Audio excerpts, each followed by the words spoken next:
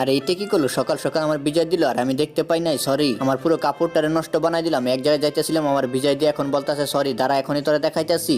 এনে তোরা আমি বিজয় দিলাম, আমার সাথে পাঙ্গা নিছো, আজকে তো তোরা আমি ছাড়বো না। এখান থেকে প্যাক নিয়ে দিমু, প্যাক বড়ায়া, তারপরে দেখবো তুই আমার কি করস। এনে তোরা দিলাম বড়া, এখন তুই আমাকে কি করবি কর। তুই আমার প্যাক বড়াই দিছিস, আমি তোরা সাইডে দিমু নাকি? এনে আমিও তোরা প্যাক বড়াই দিলাম, তারা এখনই দেখাইতেছি তোরে মজা। এনে দিয়ে দিলাম। আরে তুই কি ভাবছিস আমি সাইডে দিমু নাকি? এনে আমিও দিলাম। এনে এখন পারলা আমারে দিয়া দেখা, তাড়াতাড়ি ঘরের ভিতরে ঢুকে যায়। বাটুর বাচ্চা, তোরা তো আমি আজকে ছাড়বো না, দাঁড়া এখনই।